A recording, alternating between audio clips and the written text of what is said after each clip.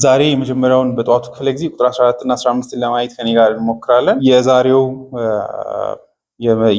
የክፍሉ ዋና ዓላማ ጌታ ኢየሱስ ወይም ጌታችን ኢየሱስ ክርስቶስ ስጋን የለበሰው ሞትና ዲያብሎስን ሊያሸንፍ ነው የሚል ነው። እንግዲህ ቁጥር 5 ላይ ምዕራፍ 2 ቁጥር 5 ላይ ጀምሮ እያየን የነበረው እግዚአብሔር የሚመጣውን ዓለም ለመላእክት እንዳላስገዛ ተናገረ። ከዛ ግን ታዲያ ለማን ነው የሚያስገዛው እግዚአብሔር ተብሎ ሲጠየቅ መዝሙር 8ን ትንቢታዊ በሆነ መንገድ በመተርጎም ስለ ኢየሱስ ክርስቶስ እንደሚያወራ፣ በእርግጥ ሌሎችም ፓራራል ትይዩ የሆኑ ትርጉሞች አሉ። ነገር ግን ኢየሱስ የሰው ልጅ ፊተኛ ወይ መካከለኛም በመሆን ሄድም በመሆን ራስ በመሆን መጥቶ ከመላእክት እንግዲህ እግዚአብሔር የሰው ልጅን ከመላእክት አሳንሶ ፈጠረ የሚለውን እሱ ትንቢታዊ በሆነ መንገድ በመውሰድ ክርስቶስ ለጥቂት ጊዜ ወይ ደግሞ ለጥቂት ጊዜያቶች ወይም ሁኔታ ዝቅ እንዳለ እና የተዋረደውን የሰው ልጅ ማንነት እንደተላበሰ፣ በዚህም ግን ከተዋረደ በኋላ ለሰው ልጆች በእግዚአብሔር ጸጋ ሞትን ከቀመሰ በኋላ እግዚአብሔር በጸጋው ይህ ልጅ ስለኛ እንዲሞት አሳልፎ በመስጠቱ ሞትን ከተቀበለ በኋላ አሁን የክብርና የሞገስን ዘውድ ተጭኖለት እናየዋለን ይላል። ይህ ክብር የእርሱ ብቻ ሳይሆን የወንድሞቹም ክብር እንደሆነ ለማሳየት የብሉይ ኪዳን ጥቅሶችን ያመጣል። ለዚህ ኢሳያስ መጽሐፍን ምዕራፍ 8ን ይጠቅሳል። እነሆ እኔና እግዚአብሔር የሰጠኝ ልጆች በእርሱ እታመናለሁ የሚለው ቁጥር 13። ከዛ ቁጥር 12 ላይ ደግሞ መዝሙር 22 ታዋቂውን የመሲሁን መዝሙር እርሱም ኤሎሄ ኤሎሄ ለመ ሰበቅታኒ የሚለው ማለት ነው። አምላክ አምላክ ሆይ ስለምን ተውከኝ ብሎ ኢየሱስ የዘመረው ነው። በውስጡ እንግዲህ ዝማሬው እስከ ትንሣኤ ቀን ድረስ ኢየሱስ የዘመረው ዝማሬ ነው። በትንሣኤ ቀን ደግሞ ቆሞ እንደሚነግረን ቁጥር 22 ላይ ያለውን ጥቅስ ይወስደዋል። ስምን በጉባኤ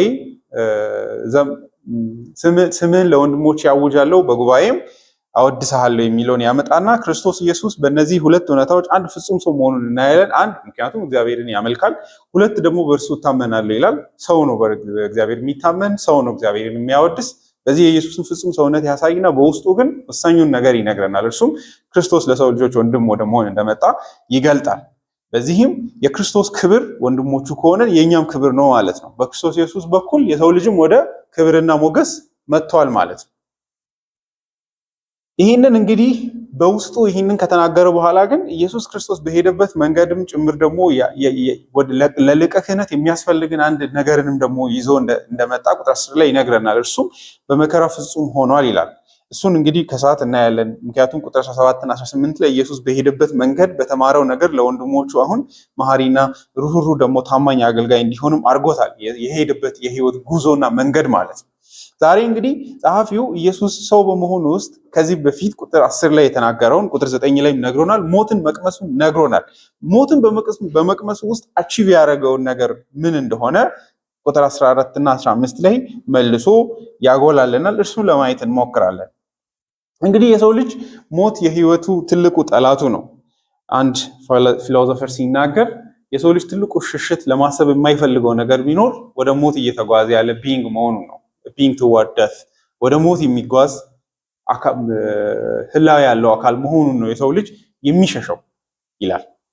ከዚህ የተነሳ ይላል አንድ ሌላ ሰው ደግሞ ይህንን ላለማሰብ የተለያዩ ነገሮች አእምሮን ኦኩፓይ እንዲያደርጉት ራሱን ይወጥራል። ኢንተርቴይንመንት ያለው ለዛ ነው። የህይወትን ግሮተስክ የሆነ እውነታን ለመደበቅ ነው ይላል። የህይወትን አሳዛኝ የሆነን ደግሞ መጨረሻውም በሞት የሚያበቃ የመሆኑን እውነታ ሽሽት ሰዎች ጊዜያዊ የሆኑ የሚያዝናኑ ነገሮችንና የሚያስደስቱ ነገሮችን በመፍጠር ራሳቸውን ከዚህ ጠላታቸው ለመደበቅ ይሞክራሉ። ፊት ለፊት አይጋፈጡትም፣ ለማሰብም አይፈልጉም። በመሰረቱ በኋላም ማወራለሁ፣ ሰው ሲሞትም በፍጥነት ነው የሚቀበረው። ምክንያቱም ዩሰንስ የራሳችሁንም እውነታ ታያላችሁ በዛ ሟች ሰው ውስጥ። ስለዚህ ሞትን አስጸያፊ እውነታ ላለማየት በፍጥነት ነው ሰው የሚቀበረው አይደለ? የሰው ልጅ እንዴት እንደሚያዋርድ፣ የሰው ልጅ እንዴት ይህን በክብር የተሞላ የሚመስለውን ሰው ራሱን የሚያጸዳውን የሚያጥበውን አይደለ መጥቶ ሞት ኮምፕሊትሊ ዲስትሮይ ሲያደርገው እናያለን። ይህንን ግን የሰው ልጅ በአግባቡ ማሰብ አይፈልግም። ይህንን ሽሽት ነው አይደለ? ምሳሌ መጽሐፍ ላይ ሰለሞንም በእርግጥ መክብብ መጽሐፍ ላይ ይመስለኛል ሰለሞን ሰርግ ቤት ከመሄድ ይልቅ ለቅሶ ቤት መሄድ ይመረጣል ይላል። ጠቢብ ስለሆነ ነው። ሞኝ ሰው ግን ምንን ይመርጣል? ሰርግን ይመርጣል። ሞትን ማሰብ አይፈልግም። ለምንድን ነው የሰው ልጅ ሞት ከየት መጣ? ዛሬ ቴዎሎጂካሊ ለማየት እንሞክረው። ምክንያቱም ሞትን እኛ በፈለግንበት መንገድ ልንተረጉም እንችላለን። እግዚአብሔር ግን እንዴት ይተረጎማል? መጽሐፍ ቅዱስ ሞትን እንዴት ያየዋል? ከዛስ ደግሞ የሰው ልጅ ለምንድን ነው ሞትን የሚፈራው? ፍርሃቱ ከየት የሚፈልቅ ነው የሚለውን እናያለን። በክርስቶስ ኢየሱስ ግን የኛንም ድል እናውጃለን። ቁጥር 12 ላይ ካነሳቸው ጥቅሶች ውስጥ ጸሐፊው ኮተት አድርጎ የሚወስዳት ልጆቹ የሚለውን ነው። እንግዲህ ቁጥር 14 ላይ ቁጥር 13 ላይ ከላይ እንደምታዩት ሁለቱም ጥቅሶች ላይ አንድ ተመሳሳይ የሆነች የምንመለከታት ከመዝሙር 22 ከተጠቀሰውም ከኢሳያስ 8 ከተጠቀሰው የምናየው ስምህን ለወንድሞቼ እነግራቸዋለሁ፣ በጉባኤ መካከል ምስጋናን እዘምራለሁ፣ እንዲሁም እኔ በእርሱ እታመናለሁ። ደግሞ እንዲህ ይላል፣ እነሆ እኔና እግዚአብሔር የሰጠኝ ልጆች። ስለዚህ ከላይ የወሰዳት ቁጥር 14 ላይ ልጆቹ የምትለዋል፣ ቁጥር 14 ላይ ቁጥር 13 ላይ እኔና ኢየሱስ ነው ይሄን የሚለው፣ እነሆ እኔና እግዚአብሔር የሰጠኝ ልጆች። ከዛ ቁጥር 14 ላይ ወሰደና ልጆቹ ይልና ከላይ ያለችውን ቃል ወስዶ ልጆቹ በስጋና በደም እንደሚካፈሉ እርሱ ራሱ ደግሞ ያንን ተካፈለ ብሎ ይቀጥላል። ጸሐፊው እዚህ ውስጥ ኢየሱስ ከልጆቹ ጋር ልጆቹ እንግዲህ በማንነታቸው ስጋ ለባሾች ናቸው። እንግዲህ ልጆቹ ጸሐፊ ይላል ልጆቹ በስጋና በደም ተካፋዮች ናቸው፣ ስጋ ለባሾች ናቸው። ወንድማቸው ከሆነ እርሱ ራሱ ደግሞ ያንኑ ተካፈለ ይላል። ስለዚህ የኢየሱስ ሙሉ የሰው ልጅን ማንነት መልበሱ የተመሰረተው ከልጆቹ ማንነት የተነሳ ነው። መልበስ ስለፈለገ አይደለም። እዚህ ጋር በደንብ እዩ። ኢየሱስ ልጆቹ የተካፈሏቸው ወይ ልጆቹ ያሏቸውን ነገሮች ሁሉ ወደ ራሱ ወስዷል። ለምን? ስለዚህ ኢየሱስ ከሰው ልጅ ተፈጥሮ ወይም ደግሞ ከልጆቹ ከወንድሞቹ ተፈጥሮ ያስቀረው ምንም ነገር የለም። ፍጹም ነፍስ ፍጹም የሰው ልጅ ስጋ ለብሷል። ይህም የተነሳው ከልጆቹ ካላቸው ማንነት የተነሳ ነው። ምክንያቱም ለነርሱ ነውና እየሰራ ያለው የነርሱን ሁሉ ነገር መቀበል መቻል አለበት። ይሄ ግዴታው ስለሆነ እንጂ ምርጫ ስለሆነ አይደለም። ምርጫ ግዴታ ስላችሁ ማዳን ካለበት ግዴታው ነው። አለማዳን መብቱ ነው። ኢየሱስ የሰው ልጅን የማዳን ግዴታ የለበትም። ነገር ግን ማዳን ከወሰነ ማድረግ ያለባቸው ሪኳየርመንቶች አሉት፣ ማለፍ የማይችላቸው። ማዳንን ከወደደ እነዚህ ሰዎች ማትረፍ ከወደደ መያዝ ያለበት ማንነቶች አሉት። በዚህም ጸሐፊው የኢየሱስን ሁሉን እነዚህ መካፈሉ ከኬት ግዴታ ይመነጫል ካላችሁ ወንድሞቹ ከሞት በታች ያሉ ከመሆናቸው የተነሳ ነው። በዚህም ኢየሱስ ከሞት ሊያወጣቸው የእነሱን ለሞት የተሰጠውን ማንነትና ስጋን ሰውነት በመልበስ ከዛ ውስጥ እነሱን ሬስኪው ሊያደርግ ወይ ሊታደጋቸው ነው። እዚህ ጋር እንግዲህ ልጆቹ የሰው ልጅ ሁሌም ሲገለጽ መጽሐፍ ቅዱስ ላይ ሰው የመሆኑ እውነታው እንዲገለጽ ሲፈለግ ስጋ ተብሎ ነው አይደለ? ስጋና ደም ማለት የሰው ልጅን የሚገልጽ ከአምላክ የሰው ልጅን የሚለይ ከመላእክትም ጭምር የሚለየው ሰውን ሰው ያደረገው ነገር ነው። ስጋ ለባሽ ነው፣ ደም አለው። መላእክት ደም የላቸውም፣ ስጋ የላቸውም። ጌታ ኢየሱስም ትዝ እንደሚላችሁ በትንሣኤ ቀን ይላል፣ ይኸው ተመልከቱኝ፣ እኔ መናፍስት ስጋና ደም እንደሌላቸው ታውቃላችሁ፣ እኔ ግን ይኸው አለሁ ብሎ አሳ በመብላት ሰው መሆኑን ሲናገርም ይህንኑ አይነት ነገር ሲናገር እናያለን።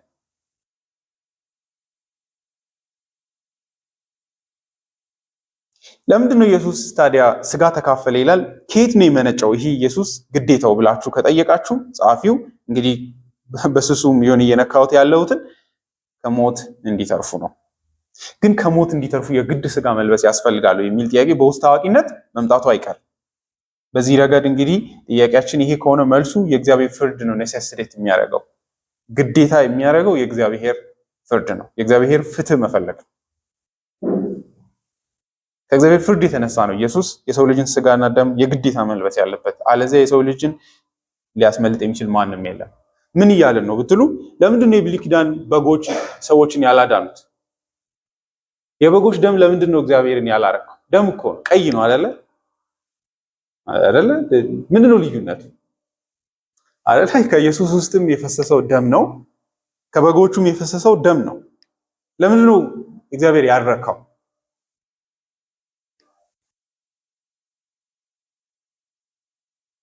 ፍትህ ስላልሆነ አይደለ? የበግ ስቃይና የሰው ልጅ ስቃይ እኩል አይደለም። ሰልፍ ኮንሽስ አይደለም። እንስሶች እንደ ሰው ልጅ ሪዝን አያረጉም፣ ኃጢአትን አያውቁም። አንድ አይደለ? ከዛ ፍርድ ሲደርስባቸውም ለምን እንደተሰራ ራሱ ስቃዩ የሰው ልጅን አይነት እኩል አይደለም። ገብቷችኋል? የሰው ልጅ ኮንሽስ ስቃይ ነው ያለው። የሚያስብ የሚሆንበትን ነገር የሚረዳ ቢይንግ ነው። የእንስሶች ደም ግን እንደዛ አይደለም። በውስጡ የሰው ልጅ አይነት ስቃይ የለውም። ሌላ ግን ደግሞ ሌላ ሰውስ ሊያድነን አይችልም ወይ የሚል ጥያቄ መምጣት ይችላል አይደለ? ኢየሱስ ለምን የግዴታ ነው ወይ? ሌላ አንድ ንጹህ ሰው እግዚአብሔር ፈጥሮ እንደ አዳም አይነት እንደገና እድል ለምን አልሰጠም? በሌላ ኪዳን እግዚአብሔር ለምን አልመጣም የሚል ጥያቄ ይመጣል። ለሱ እንግዲህ ድነታችን አምላክንም ደግሞ ይፈልጋል። ሰው ብቻ አይደለም የሚፈልገው። በታዋቂነት እንግዲህ አባቶቻችን እንዳስተማሩትም ማለት ነው። በኋላ ይሄ ማለት እንደሆነ እመጣለሁ። የግዴታ ድነታችን ፍጹም ሰውን ይፈልጋል፣ ፍጹም አምላክን ይፈልጋል። አለዚያ በፍጹም ሞትን ልናመልጥ አንችልም። ስለዚህ ለግዠሪ አይደለም ማለት ነው የእግዚአብሔር ልጅ ሰው መሆን። ጻፊው ይህንን እንግዲህ ያያይዘዋል። ስጋ መልበሱን ከምን ጋር እንደሚያይዘው እንደምታዩት ይኸውም በሞት ላይ ኃይል ያለውን ዲያብሎስን በሞት ኃይል እንዲደመስስ ነው ይላል። ምክንያቱም ነው እየነገረን ያለው ሶዛት ይላል። ኢየሱስ ስጋን ደምና ስጋን የተካፈለው የወንድሞችን ለምንድን ነው ብላችሁ ከጠየቃችሁት ይኸውም በሞት ላይ ኃይል ያለውን ዲያብሎስን በሞት ኃይል እንዲደመስስ ነው ይላል። እዚህ ጋር እንግዲህ ብዙ ጥያቄዎች መወለድ ይጀምራሉ። እንግዲህ ታዋቂው መጽሐፍ ታሪክ ቤተክርስቲያን ታሪክ ላይ የምናውቀው ዋይ ጋድ ማን የሚለው ጥያቄ ነው እና ጀስት ለምን የሰው ልጅ መሞት አስፈለገ አይደለም፣ ወይ ደግሞ ለምን አምላክ አስፈለገ ብቻ አይደለም። ለምን አምላክ ሰው አስፈለገ? ኩርዴዎስ ሆሞ የሚባለው ማለት አንሰልም እንዳለው አምላክ ሰው ለምን አስፈለገ? እንግዲህ ለዚህ ጥያቄ ብዙ መልስ ተሰጥቷል በታሪክ ውስጥ። አምላክ ለምን ሰው አስፈለገ? ለምን አምላክ ሰው አስፈለገ? አንዳንዶች ክርስቶስ ቪክተር የሚባለውን ይናገራሉ። ክርስቶስ አሸናፊ ለመሆን ነው። በቀላሉ ማለት ነው ብትሉ ኢየሱስ ክርስቶስ በመስቀሉ ድልን የረታው የጨለማ ኃይላትን ዲያብሎስን ነው የሚል ነው መልስ አድርገው የሚሰጡት። አንዳንዶች ደግሞ እግዚአብሔር ምን አይነት ፍቅር እንዳለው ለሰው ልጅ ለማሳየት ግዴታ ስላለበት ምን ስላለበት ጀስት በቃ አትራክት ለመሳብ ነው እግዚአብሔር። ፒተር አብራድ የሚባል ሰው ነው እንደዛ የሚለው። አትራክት ለማድረግ እግዚአብሔር ለሰው ልጅ ምን ያህል ዝቅታ ሊሄድ እንደሚችል ሊያሳይ ፈልገው ነው ይላል። ይሄ ክፍተት ይፈጥራል ወይ ደግሞ የምር እውነተኛውን በእግዚአብሔርና በሰው መካከል ያለውን የሰው ልጅንም ትልቁን ችግር አይረዳም። እንደዚህ አይነት ቲዮሪዎች፣ ንድፈ ሐሳቦች ኢቨን ክርስቶስ ቪክተር የሚለውን በአግባቡ መጽሐፍ ቅዱስን አይሸከምም። የክርስቶስን ሞት በአግባቡ አይገልጥም። አንዳንድ ሰዎች ከዚህ ይነሱና በቃ ሁሉም ንድፈ ሐሳቦች ሊነሱ ይችላሉ ይላሉ። እኛ እንደዛ አንልም። አንድ ወሳኝ የሆነ መልስ አለ። እሱ ካልተሰጠ ሰው ወንጌልን ያውቃል ራሱ ማለት አንችልም ብዬ እናገራለሁ። ክርስቶስ ለምን ሞተ? እግዚአብሔር አምላክ እግዚአብሔር ለምን መጣ ለሚለው አንድ ወሳኝ መልስ አለ። ሌሎች መልሶች ሁሉ ከዛ ስር ነው ሊወሸቁ የሚገቡት። ሌላ እንግዲህ እንደምታውቁት ምስራቃውያን የሚባሉት ኢስተርኖች ለዚህ የሚሰጡት ትልቁ መልስ ትልቁ ደስታቸው በአቶንመንት ላይ አይደለም፣ በስሬት ስራው ላይ አይደለም። አምላክ ሰው ሆነ በሚለው ብቻ ይደሰታሉ። እኛ እሱ መልስ አይሆነንም አይደለ? ከዛስ ምን ቃልም ስጋ ሆነ። እንግዲህ እንደዛ ሆነ ዮሐንስ ወንጌል ምዕራፍ 1 ላይ ያለቀ ማለት ነው ወንጌሉ አይደለ? ወንጌላችን ግን 20 ምዕራፎች አሉት፣ ወደፊት ይጓዛል። እንደውም ጡዘቱ ያለው ትልቁ ስራው ኢየሱስ እንዳለው the hour አይደለ? ሰዓቴ ያለ የነበረው የመስቀሉን ሞት ነው። የኢየሱስን ህይወት ዲፋይን ያደረገው ክስተት ለዚህ ሰዓት መጥቻለሁ ያለው የመስቀሉን ሞት ነው። በዚህ ረገድ የኢየሱስ ስጋ መልበስ ራሱ ለሞቱ መንደርደሪያ ነው አይደለ? ብዙ ሰው ኢስተር ላይ ተደስቶ ይጨርሳል። እኛ ፋሲካ ላይ ነው ትልቁ ደስታችን ያለው አይደለ? ገናን አክብረን ፋሲካ ጋር ነው የምንጓዘው። ምክንያቱም ልጅ መሰጠቱ የሚያስደስተን ካለብን ትልቅ ችግር የተነሳ ነው። እሱም መስቀል የሚፈልግ ህይወት ነው ያለን። በመስቀል በኩል ካልሆነ በቀር ነፃ የማይወጣ ህይወት ያለን ሰዎች ስለሆነ ነው። ምን ማለት እንደሆነ ወደታች እየወረድኩ እየፈታው ሄዳለሁ። ነገር ግን ትስስሩን እያየን እንሂድ። ኢንካርኔሽኑ መስቀሉን የሚያስብ ነው። ወይ ደግሞ ኢየሱስ ስጋ መልበሱ ትስኩት በትስኩት ሰው መሆኑ ፍጹም የሰው ልጅን ስጋ ከማርያም መውሰዱ ያስፈለገው ለመስቀል ሞት እንዲያበቃው። ይህንን ጸሐፊው ምዕራፍ እዚህ መጽሐፍ ላይ መጨረሻም ላይ ወደታች ስናይ እናያለን። ኢየሱስ ስጋን የለበሰው ሊቀ ካህናት ለመሆን ነው። አሜን። በጣም ትልቅ ወሳኝ የወንጌል እውነት እግዚአብሔር እንዲያሳየን እንዲያስረዳን ምኞቴ ነው።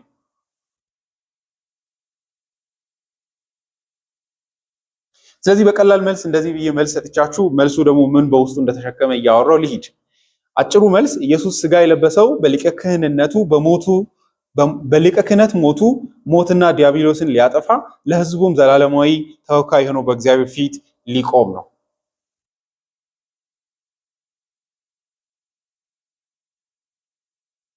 እዚህ ጋር እንግዲህ አዲስ ብዙ ሰዎች በዚህ ነው የሚታለሉት። ከሞት ጀርባ ዲያብሎስ ይመጣል። በዚህም ብዙ ሰዎች ኢየሱስ የታገለው ዲያብሎስን ለማሸነፍ ነው ብሎ መንገድ ላይ ይቀራሉ። ዲያብሎስ ለምንድን ነው እዚህ ላይ ኢየሱስ ዲያብሎስን እንዳሸነፈ በሞቱ የሚነግረን? ዲያብሎስ የምር የሞት ባለቤት ነው? የሰው ልጅ አጥፊ እሱን ነው? ከሞት ጀርባ ያለው ከዛስ በስቲያ ያለ ሌላ ተጠያቂ አካል የለም ወይ የሚል ጥያቄ መምጣቱ አይቀርም። ይሄ ደግሞ መምጣት መቻል አለበት። ከዚህ የተነሳ እንግዲህ ቆም ብለን እናስብ። የምር የሰው ልጅ ላይ ሞት የመጣው ለምንድን ነው? ይሄንን ዲያብሎስ ለምን በዚህ ታሪክ ውስጥ እንደሚመጣ ለመረዳት ሞት በመጀመሪያ ከየት እንደመጣ በአግባቡ መመለስ ያስፈልጋል። ሰዎች ሞትን እንግዲህ አንዳንድ ሰው ልክ ሞት ማለት አንድ መኪና ወሳኝ የመኪናው አካል ሲበላሽ እንደሚያቆም የሰው ልጅም ስፔር ፓርቱ ሲበላሽ ማቆም ነው ይላሉ። ልብ በአግባቡ መምታት ሲያቆም የሰው ልጅ ይሞታል ይላሉ። ከዛ ያለፈ ትርጉም አይሰጥም። ወይ ደግሞ የደም ቱቦ ተቆርጦ ደም ብዙ ከፈሰሰ በቃ የሆነ አንድ የሰውነት ስፔር ፓርት ተበላሽቶ እንደ መጥፋት ነው። በሳይንስ እንደዛ ብሎ ኤክስፕሌን ያደርጉልናል። ካልሆነም ደግሞ ለምን የሰውነታችን ሴሎች እያረጁ እንደሚመጡ ትንታኔ የለም። ጀስት እውነታው አለ እንጂ ለምን ሰውነታችን ሞርታሊቲ እንዳለው ወይ ደግሞ ሟች የመሆን ባህሪ እንዳለው አይገለጽም። ለምን ከወጣትነት ወደ እርጅና እንደምንጓዝ መልስ የለም አይደለ? ለመቀልበስ ይታገላሉ። የችግሩን ምንጭ ግን አያዩ። ከየት እንደመጣ ይሄ ሟቲነት፣ ይሄ ደካማ መሆን፣ እንደዚህ የደከሙ መሄድ ከየት እንደሚመጣ በአግባቡ መልስ አይሰጡም።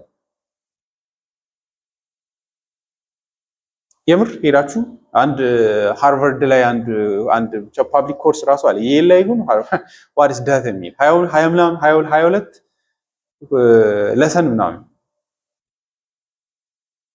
ምንድነው ሞት? የምር ለምንድነው የምንሞተው? ራሱ ሰውነታችን ለምንድነው የሚሞተው?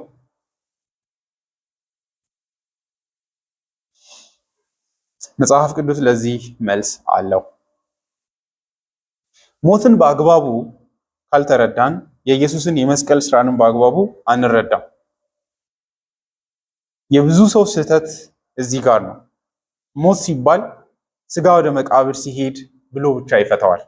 ነገር ግን ሐዋርያው ጳውሎስ ኤፌሶን ምዕራፍ 2 ላይ እንደሚያሳየን ከሆነ አሁን ራሱ የሰው ልጅ ሞቶ ነው ያለው።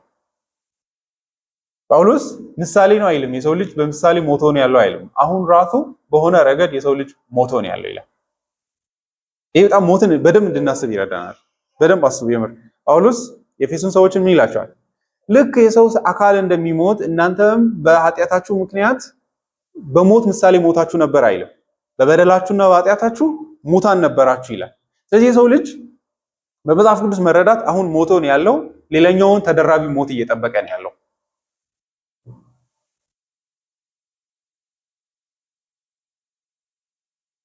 በዚህ ነገር ጳውሎስ እግዚአብሔር በክርስቶስ ኢየሱስ ምዕራፍ 2 ላይ እንደምታዩት ቁጥር 4 ላይ እግዚአብሔር ግን በምሕረቱ ባለጠጋ ስለሆነ ከወደደን ከትልቅ ፍቅሩ የተነሳ ከክርስቶስ ጋር ሕይወትን ሰጥቶ ከሞት አስነሳን ይላል።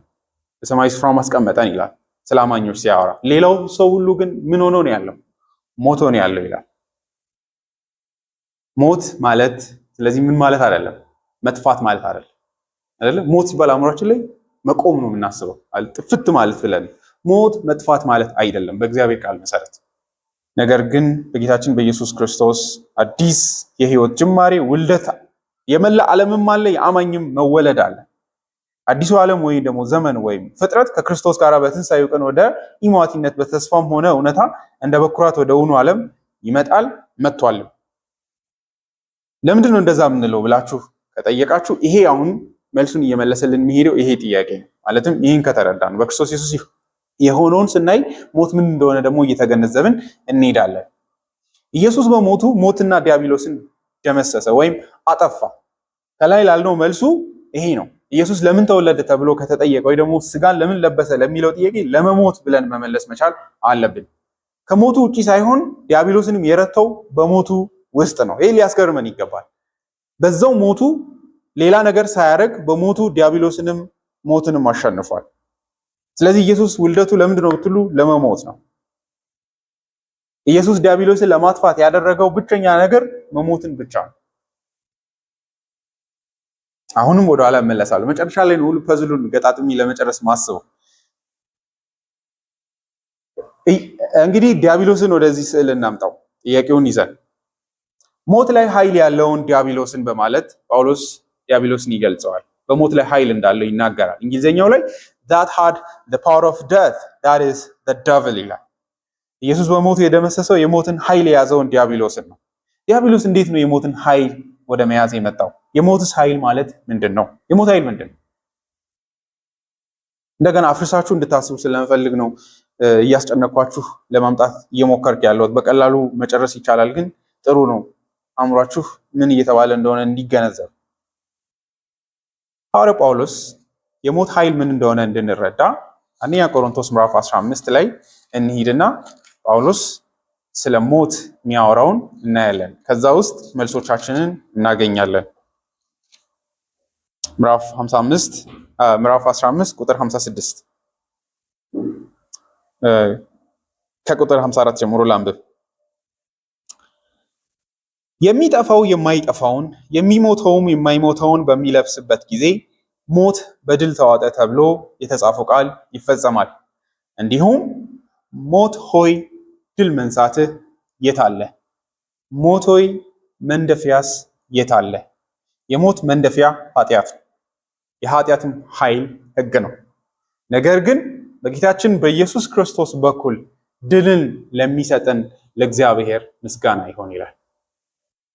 ይህ በጣም ቤትም የማይገኝ የእግዚአብሔር ቃል ለሞት የሚመልሰው ትክክለኛ ትንታኔ ይሄ ነው። ጥያቄ ጳውሎስ ይጠይቃል። ሞትን አቁሞት ምን ይለዋል? ድል መንሳት የት አለ ይላል። ኃይልህ የት አለ ይላል። ሞትን ይጠይቀዋል ሁለት ነገሮችን። ሁለቱም እንደተወገዱበት ለሞት መልሰው ይነግረዋል። ሞት መንደፊያው ወይም ደግሞ ቀስቱ የሚወጋበት እንዳለው ጳውሎስ ይናገራል። ሞት ቀጥታ ሳይሆን በሌላ ነገር በኩል እንደሚወጋ አድርጎ ይናገራል። ስለዚህ መልሱ በዛው ጳውሎስ ይሰጠዋል። የሞት መንደፊያ ኃጢአት ነው ይላል። የኃጢአትም ኃይል ሕግ ነው በማለት ስለዚህ ሶስት ነገሮች ተያይዘው ነው ስራ የሚሰሩት። ሞት በእጁ የያዘው መንደፊያ ኃጢአት ነው። ስለዚህ መንደፊያ ማለት አንድ ነገር በሰይፍ እየወጋ የሚገልበት እንደማለት ብላችሁ ያዙ። ስለዚህ ሞት እንደ አንድ ኤጀንት እንደ አንድ አካል ያዙትና በእጁ የሆነ መንደፊያ አለ። በዛ መንደፊያ ይወጋና ነው የሚገለው። ሞት ወይ መንደፊያ የት አለ ይላል ጳውሎስ። ከእጁ ያ መንደፊያ እንደተወሰደበት ለሞት ይነግረዋል። ሌላኛው ደግሞ ሌላ ሕግም ደግሞ እንደተወሰደ ይናገራል። እነዚህ ሶስቱ ትራያዶች እንዴት ነው በሰው ልጅ ሕይወት ላይ እንደዚህ የሚሰሩት? ኃጢአት ደግሞ ኤግዚስተንሱ ኑባሪው ከየት ይመጣል ብላችሁ ተጠይቁ። የኃጢአት ኃይል ሕግ ነው በማለት ይናገራል። ሶስቱ ተያይዘው ነው የሚሰሩት። ስለዚህ ኢየሱስ ምንድን ነው ያደረገው ብላችሁ ከጠየቃችሁ ከኃጢአትና ከሕግ ጋር ያለውን ጉዳይ ነው የጨረሰው። ያኔ ሞት እያለ ባዶ ቀረን። አሜን። እዚህ ጋር ነው እንግዲህ መልሱን በደንብ እናገኘው። ስለዚህ ምን እያልን ነው ብላችሁ ከጠየቃችሁ የዲያብሎስ ኃይል ቀጥተኛ ኃይል አይደለም። ባይሆን ልክ ዘፍጥረት መጽሐፍ ላይ እንዳለው ኃጢአትን በሰው ልጅ ሕይወት ውስጥ በመክተት ነው ሞትን የሚያመጣው። እዛው ላይ እንኳን ስናነብ ለዲያብሎስ ኃጢአትን አክቲቬት ለማድረግ ኃጢአትን ለማምጣት ሆነ ሞትንም አስከትሎ ለማምጣት ያደረገው ነገር ምንድነው ብትሉ የእግዚአብሔርን ሕግ አጣመመ። በዛ ውስጥ ሔዋንን አዳም ኃጢአት እንዲሰሩ አደረገ። ያንን ኃጢአት ተከትሎ ምን መጣ? ሞት መጣ።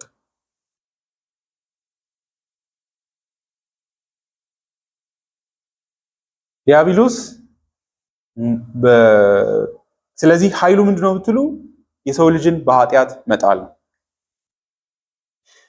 ኃጢአት ባለበት ሁሉ ቦታ ደግሞ ምን ይመጣል? ሞት ተከትሎት ይመጣል። ልክ በግብፃውያን ቤት ውስጥ ቤታቸው በመቃናቸው ላይ ደም ያልተቀባበትን ቤት ሁሉ የሞት መልአክ ተከትሎ እንደመጣ ሁሉ ሞት እንደመጣ ሁሉ ስለዚህ ደም ከሌለ መጣ ማለት ነው። የሚሸፍነው ነገር ሲመጣ ሞት መጥቶ ይገባል ማለት ነው። ለሱ ደግሞ በር የሚከፍተው ምንድነው ብትሉ ኃጢአት። እስራኤላውያን ቤት ውስጥ ሞት ያልገባው ለምንድነው ብትሉ ጻድቅ የሚል በር ላይ ስለተጻፈ ያ ደም ራይቸስ ቤት ነው ይሄ የሚል። ስለዚህ ማን ነው አንኳክቶ ወይ ደግሞ በኃይሉ መጥቶ ሊገል የሚችለው? ኃጢአት ባለበት ቦታ። ሲንክሌር ባለፈው በጣም ልብ የሚነካ ነገር ይናገራል። ሞትን የትም ካያችሁ የሞተ ሰውን ሁሉ ስታዩ ያ ሰው ምንም ጥሩ ነኝ ይበል ኃጢአተኛ የመሆኑ እውነታ ነው ይላል። ሌላ ምንም ምክንያት የለም። ሰውነቱ ስለደከመ አይደለም የሞተው፣ በሽተኛ ስለሆነ አይደለም የሞተው፣ ልቡ ስለደከመ አይደለም የሞተው፣ ኩላሊቱ ፌል ስላደረገ አይደለም የሞተው። ያ ሰው ውስጥ ኃጢአት አለ ማለት ነው። ለክፍቶቹን ሌላ ምንም ትንታኔ የለውም ነው። ስለዚህ ዲያብሎስ ቀጥተኛ ኃይል የለውም። ኃይሉ ኃጢአት ነው። ኃጢአት ደግሞ ጉልበት የሚያገኘው በሕግ በኩል ነው። ሐዋርያ ጳውሎስ ይህንኑ ነገር ሮሜ ምዕራፍ 5 ላይም አስደናቂ በሆነ መንገድ ይናገራል። እንዲያውም የሮሜ ምዕራፍ 5 በጣም ጠንካራ ነው። ልክ አሁን እዚህ ቆሮንቶስ ላይ ያነበብነውን አይነት መልስ ነው የምናገኘው። ሮሜ ምዕራፍ 5 ላይ እንደዚህ ይላል። ቁጥር 12 ስለ ሞት ነው የሚያወራው። ምዕራፍ 5 ቁጥር 12 ስለዚህ ኃጢአት በአንድ ሰው በኩል ወደ ዓለም እንደገባ ሁሉ ተመልከቱ፣ ሞትም በኃጢአት በኩል ገብቷል። በዚሁ መንገድ ሞት ወደ ሰዎች ሁሉ መጣ፣ ምክንያቱም ሁሉም ኃጢአትን ሰርተዋል ይላል። በጣም ጠንካራ መልስ አይታችሁ። ኃጢአት በአንድ ሰው በኩል በሩ በኩል ተጠቅሞ አይደለ? በኩል በምን በአዳም በኩል ወደ ዓለም። አዳም ምንድን ያደረገው ብላችሁ ብትጠይቁ ጳውሎስ አልታዘዘም ወደሚለው ይወስዳል። እግዚአብሔር ያዘዘው ነገር ባለመታዘዙ ያ አለመታዘዙ ኃጢአት ወደ ሞት መጣ። የእግዚአብሔርን ሕግ በማፍረሱ ያ ኃጢአት ወደ ዓለም ሁሉ ወደ ሰው ሁሉ መጥቷል በአዳም በኩል። የኃጢአት ገባ። የኃጢአት በገባበት ሁሉ ደግሞ ሞት ተከትሎት መጣ ይላል። በዚህ ምክንያት ነው ሞት ወደ ሰዎች ሁሉ የሚመጣው ይላል። ሕግ ከመሰጠቱ በፊት ኃጢአት በዓለም ላይ ነበረ። ነገር ግን ሕግ በሌለበት ኃጢአት አይቆጠርም። አይታችሁ ሕግ መጣ ደግሞ ኃጢአት፣ ሞት፣ ሕግ። ይሁን እንጂ ከአዳም ጀምሮ እስከ ሙሴ ድረስ ባሉት እንደ አዳም ሕግን በመጣስ ኃጢአት ባልሰሩት ላይ እንኳን ሞት ነገሰ።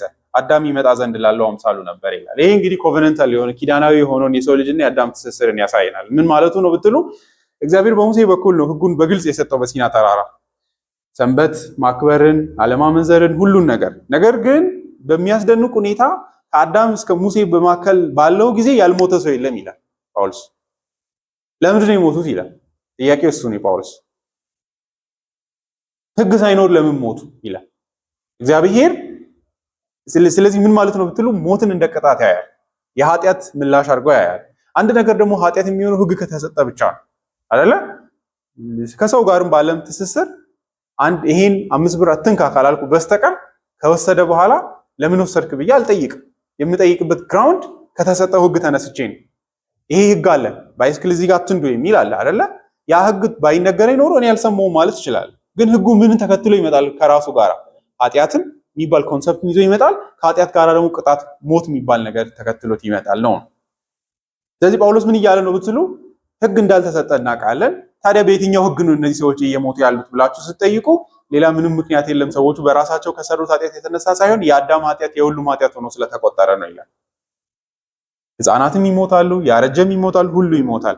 ይሄ ምንን ያሳየናል? መሞታቸው ራሱ ኃጢአት እንዳለባቸው ያሳየናል። ኃጢአት ካለ ደግሞ ከየትኛው ሕግ የተነሳ ነው ብለን መጠየቅ አለብን። የወስደውና ነው ኪዳናዊ የሆነውን ኃጢአት የሚያመጣው።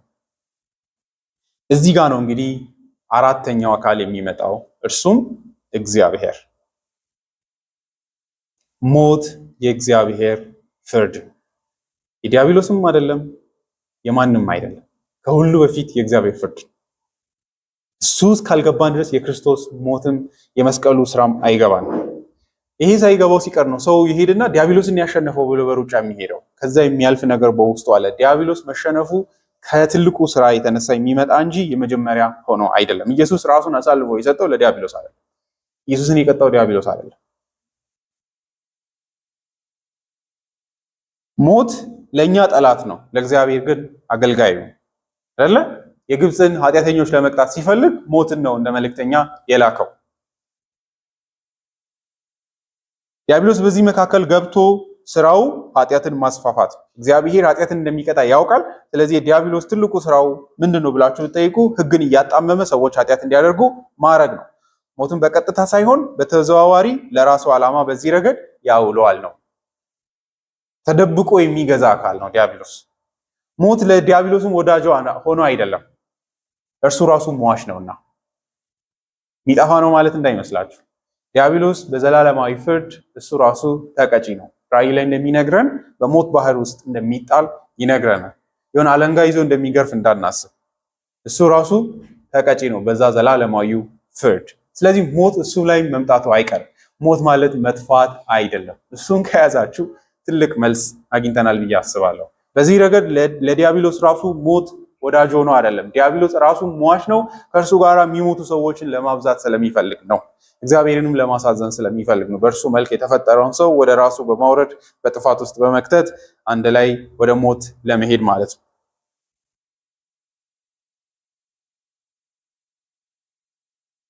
ከሞት ጀርባ ያለ እውነተኛ ፈራጅና ዳኛ እግዚአብሔር ነው። ይህንን ዘፍጥረት መጽሐፍ ምዕራፍ 3 በግልጽ ያሳየናል።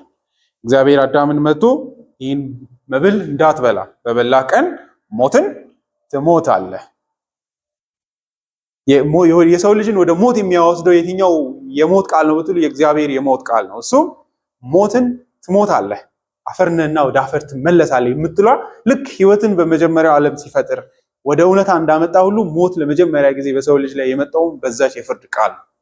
you should understand that ሞት የሆነ ኢነረንትሊ በሰው ዓለም ውስጥ የነበረ ነገር አድርገን እንዳናስብ። በሞመንት እግዚአብሔር ግን ወደ አፈር ትመለሳለህ በሚለው ትእዛዛዊ የፍርድ ቃል የሰው ልጅ ሟች ወደ መሆን አይነት እውነታ መጥቷል። ከፍርድ በታች ወደ መሆን እውነታ መጥቷል። ሞት ማለት እግዚአብሔር ሕይወትን ሲነፍግ ማለት ነው አይደለ? ሕይወት ሲከለከል በተቃራኒው የሕይወት ተቃራኒው ነገሮች ሲመጡ በበጎ ፍሬዎች ፈንታ እሾህ ሲበቅል ማለት ነው አይደለ? የሰው ልጅን ጎጂ የሆነ ነገር መገለጽ ሲጀምር ማለት ነው። ለዚህ እንግዲህ ትልቁ ጥቅስ ማቴዎስ ወንጌል ምዕራፍ 10 ላይ ጌታ ኢየሱስ የተናገረው ለደቀ መዛሙርቱ ሲናገር ስጋን ብቻ የሚያጠፉትን ስለምን ትፈራላችሁ? ባይሆን ስጋንና ነፍስን በእሳት ውስጥ ሊጥል የሚችለውን እርሱን ፍሩ ይላል አይደለ? መፈራት ያለበት ከሁሉ በላይ እግዚአብሔር ነው። የእግዚአብሔር ቀጪነት እጅግ ኃይለኛ ነው። በዚህም ጌታ ኢየሱስ ምን እየነገረ ነው? ይሄ ጊዜያዊ ሞት ዝም ብሎ ከላይ ያለ ሞት፣ እውነተኛው ሞት ገና ሊመጣ ነው ያለው ይላል ኢየሱስ አይደለ? ንግግር ውስጥ ያለው ስጋን የሚያጠፉትን ስለምን ትፈራላችሁ ሲባል አሁን በዚህ ዓለም ላይ አንድ ሰው ቢያርደኝ ስጋዬን ብቻ ነው ያጠፋው ይላል ኢየሱስ። ጊዜያዊ መጥፋት፣ እውነተኛው ፍርድ በኋላ ሊመጣ ነው ያለው ይላል። ነፍስና ስጋን አይደለ? የጌታ የኢየሱስ ክርስቶስ ቃሎች ናቸው እነዚህ። እግዚአብሔር ነው የነዚህ ኢንፍሊክተር ይላል ምዕራፍ 10 ላይ።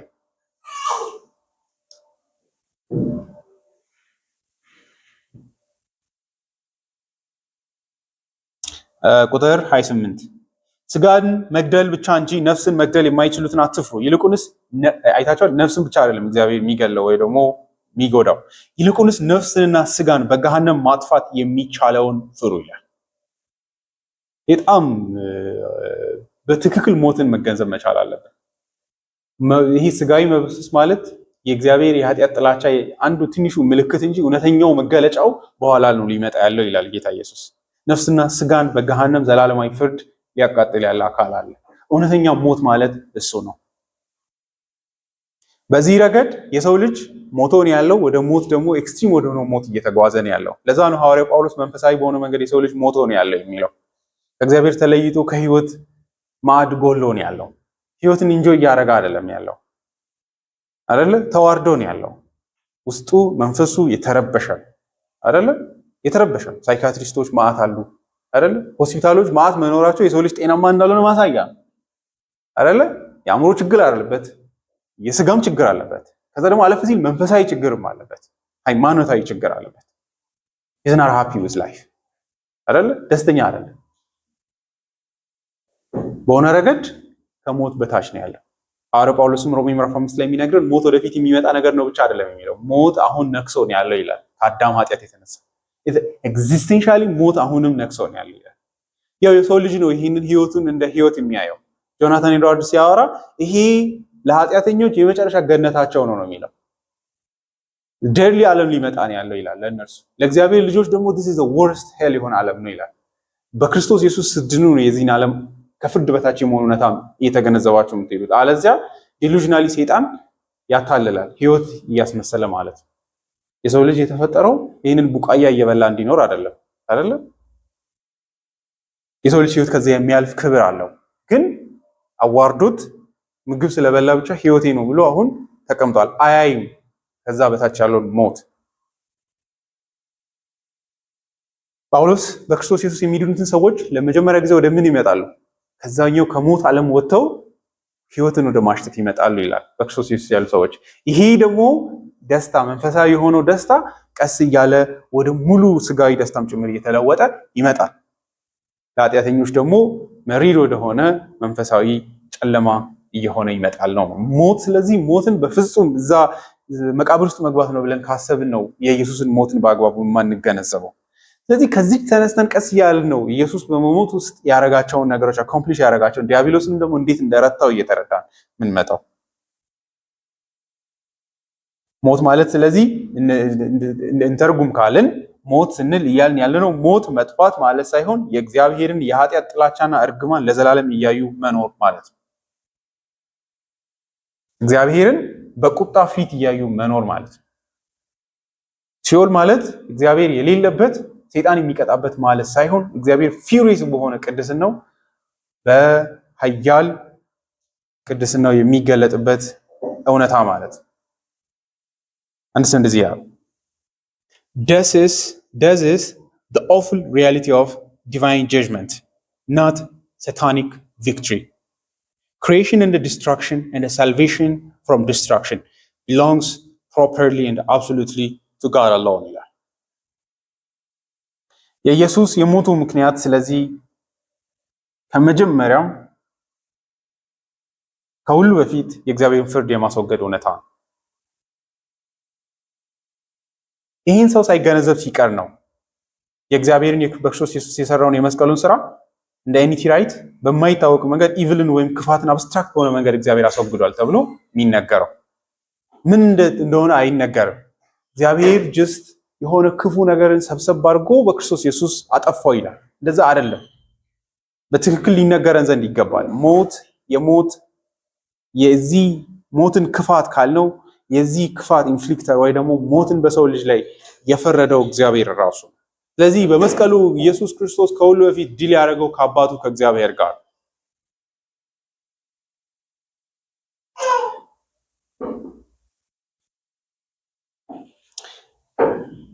ይህንን በደንብ የሚያስገነዝበን አንደኛ ቆሮንቶስ ምዕራፍ 15 እዛው ላይ መጽሐፉ መግቢያ ላይ ጳውሎስ የተናገረውን ስንመለከት ነው። የክርስቶስን ሞት እንዴት እንደሚረዳ ተመልከቱ። የራሳችንን ትርጉም ለመስቀሉና ለእግዚአብሔር ልጅ ሞት ከመስጠታችን በፊት የእግዚአብሔር ቃል ምን እንደሚሰጥ መረዳት ያስፈልጋል። አንደኛ ቆሮንቶስ ምዕራፍ 15 ቁጥር 3 እኔ የተቀበሉትና ከሁሉ በላይ የሆነውን ለእናንተ አስተላለፍ ያለው ቅዱሳት መጽሐፍት እንደሚሉት ክርስቶስ ስለ ኃጢአታችን ሞተ ይላል። የክርስቶስን ሞት የገፋው ምንድነው? ከኋላ ያለው ምክንያት ኃጢአት።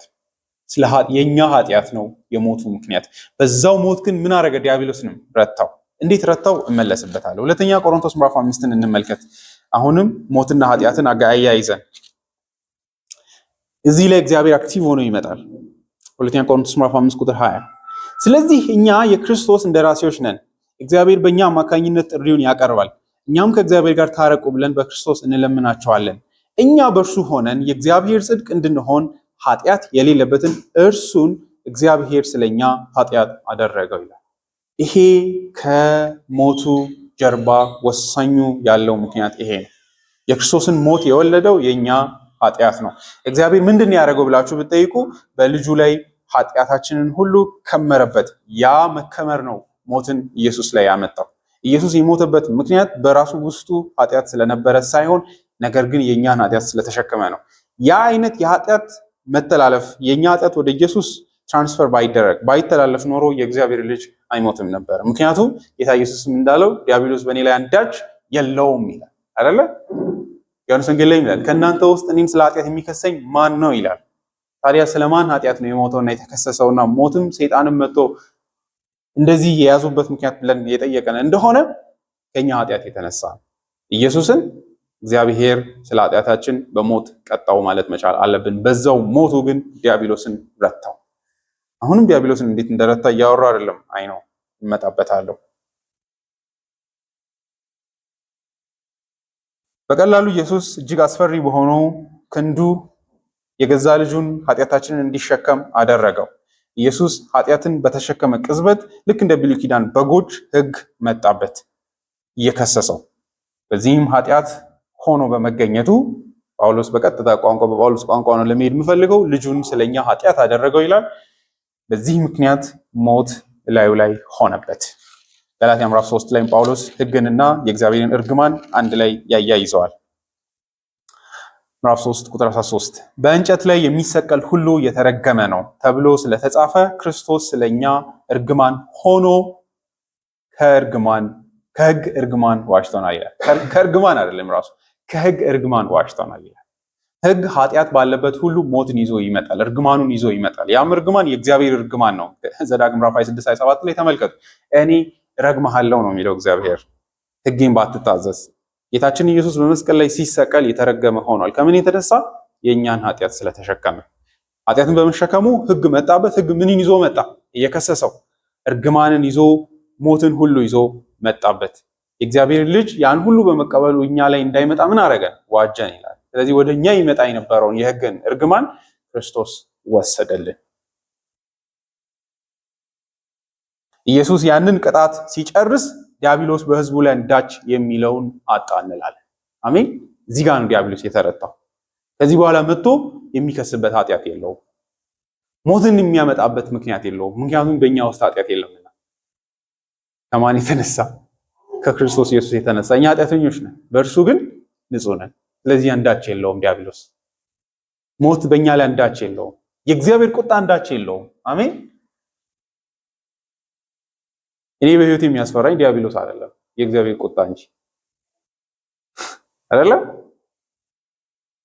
ሐዋርያ ጳውሎስ ይህንን የክርስቶስን ድል አድራጊነት ዲያብሎስን እንዴት እንደረታው ቆላሲስ መጽሐፍ ላይ ከምን ጋር እንደሚያያይዘው ተመልከቱ። ከመስቀሉ ቅጣት ጋር ያገናኘዋል። ዲያብሎስ ኢየሱስን በመስቀል ላይ ቀጣው ብለን በፍጹም እንዳናስብ።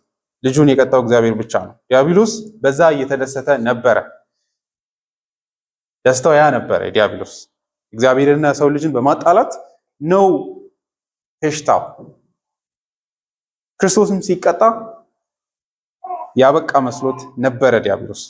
ነገር ግን ክርስቶስ እንዴት በዛ ውስጥ እግዚአብሔር ዲያብሎስንም የጨለማ ኃይላትንም እንዳሞኘ እንገነዘባለን። እሱም በምትካኝ ሞት ኢየሱስ ቪክቶሪየስ ሆኗል እንላለን። በክህነቱ ነው ዲያብሎስን ያሸነፈው። እሱ እግዚአብሔር ያሳየን። አሜን። ኢየሱስ ዲያብሎስን የታገለበትን መንገድ ከጠየቃችሁ የመጀመሪያው ትግሉ በሕይወቱ ዘመን አንድ ኃጢአት ላለመስራት በመታገሉ ነው። ዲያብሎስ ኢየሱስን ኃጢአትን እንዲፈጽም ከውልደቱ እስከ ሞቱ መጨረሻ ድረስ ተፈታትኖታል። ምክንያቱም ኢየሱስ ኃጢአት ሰራ ማለት ድነታችን አበቃለት ማለት ነው። እርሱ ራሱ አዳኝ ያስፈልገዋል ማለት ነው።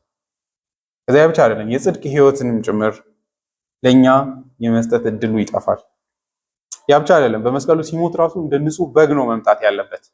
አንዳች እንከን ከተገኘበት በሕይወቱ ዘመን እግዚአብሔር ፊት በጎቹ ሲመጡ አንዳች እግራቸው ላይ ወይም ደግሞ መንሻፈፍ፣ የጆሮ አንዳች ጉድለት ካለባቸው በጎቹ መስዋዕት ሆነው አይቀርቡም በእግዚአብሔር ፊት። ብሉይ ኪዳን ላይ እንደምታዩት ኢየሱስም ንጹህ ሕይወት ኖሮ በዛው ንጽህናው ነው በመስቀል ሞቱም ደግሞ መቅረብ ያለበት። ሁለተኛው ድሉ በመስቀል ሞቱ የእግዚአብሔርን ቁጣ ፈርቶ እንዲሸሽ ዲያብሎስ ማስፈራራቱ ነው። እሱም የመስቀሉን ጣር እንዲሸሽ ዲያብሎስ ያላረገው ጥረት የለም። ኢየሱስ ግን ያንን ሳይሸሽ የእግዚአብሔርን ቁጣ መጠጣቱ ለዲያብሎስ መረታቱ። ኢየሱስ ዲያብሎስን የረታው ያንን መራራ ጽዋ ጠጥቶ የጨረሰ ሞመንት ነው። እንደተሸነፈው አውቋል ነው። ክህነቱ የዲያብሎስ የመሸነፉ ምክንያት ነው። ኢየሱስ ለእግዚአብሔር ቁጣ ራሱን ሳይሳሳ አሳልፎ መስጠቱ፣ ሰልፍለስሊ ራሱን አሳልፎ መስጠቱ ለዲያብሎስ ሽንፈቱ ነው። ዲያብሎስ ኢየሱስን ሊረታ የመከረው በምን አይነት መንገድ ነው ብላችሁ ብትጠይቁ፣ ይህን መንገድ ለምን ትጓዛለህ? ሳትለፋ ይህንን ዘላለማዊ ርስት የሆነውን ታላቁ መንግስት ከምትቆጣጠር እኔ በዚህ ምድር ላይ ባለህ ብልጠትና ውዝደም ጥበብ እንድትነግስ መንገድ ላሳይህ ነው የሚል ነው አይደለ? በቃ እዚሁ ምድር ላይ ሆኖ ኢየሱስ እድሜውን እያረዘመ እንዲኖር ማለት ነው። አንዳንዴ ፈተናውን ከላይ ስናየው ቀላል ፈተና ይመስለናል አይደል? ለምን ትሄዳለህ? ይሄን መስቀል ይሄን ሁሉ ጉዞ ከምትሄድ እግዚአብሔርን ቁጣ ከምትካፈል እዚሁ የሰው ልጆችን ሰብስበ የራስህን ፌም እንደምትገነባበትን መንገድ ላሳይ፣ እሱን ጥበብ እኔ ያውቃለሁ የሚል ኢየሱስ ግን ያንን ወደ ጎን ብሎ በህይወቱ ዘመን ሁሉ እግዚአብሔርን በማገልገል ጽድቅን ሁሉ በመፈጸም በመስቀል ሞቱም ደግሞ ያንን ሳይፈራ ሳይሸሽ በመጋፈጥ ዲያብሎስን ዲስአርም አድርጎታል። አንዳች የህይወቱን ሚኒንግ አሳጥቷል። ዲያብሎስ የዲያብሎስ ኃይል ኃጢአት ሌላ የለውም። የዲያብሎስ የመጨረሻው ሞቱ ኢየሱስ ሞትን ሳይሸሽ መሞቱ ነው። ኢየሱስ ዲያብሎስን ድል ያደረገው በምትካዩ ሞቱ ነው። ጻፊው ይለናል አይደል? በሞቱ ሞትና ዲያብሎስን ሊረታ ነው ይላል።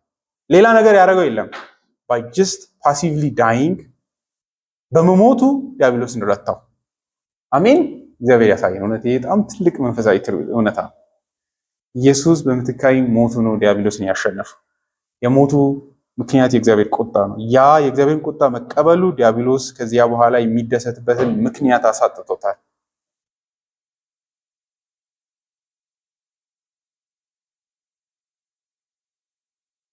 በዚህም ኢየሱስ ለሰው ልጆች ዳግም ልደት የማግኘት የመታደስ ደግሞም ለፍጥረቱም ጭምር የመታደስ ምክንያት ሆኗል። ልክ የመጀመሪያው አዳም ለሰው ልጆች ሁሉ የመረገም ምክንያት እንደሆነው ሁሉ ደግሞ ለፍጥረትም መረገም ምክንያት እንደሆነው ሁሉ የኋለኛው አዳም በእርሱ ለሚያምኑ ሁሉ የዳግም ልደት ማግኘት በእግዚአብሔር ፊት የመጽደቅ የመክበርና ዘላለማዊ ርስትን የመውረስ ምክንያት ሆኗል።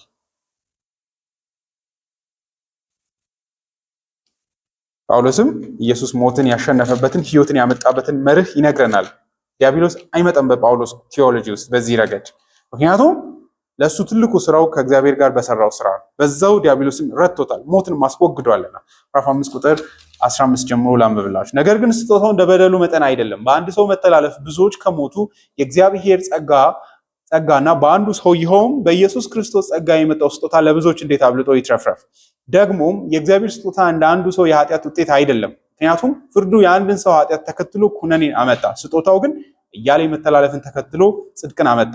በአንድ ሰው መተላለፍ ምክንያት ሞት በዚህ ሰው በኩል የነገሰ ከሆነ የእግዚአብሔርን የተትረፈረፈ ጸጋና የጽድቅ ስጦታ የተቀበሉት በአንዱ ሰው በኢየሱስ ክርስቶስ በኩል እንዴት አብልጠው በህይወት ላይ ነገሱ ይላል። አይነክሱ እንደማለት።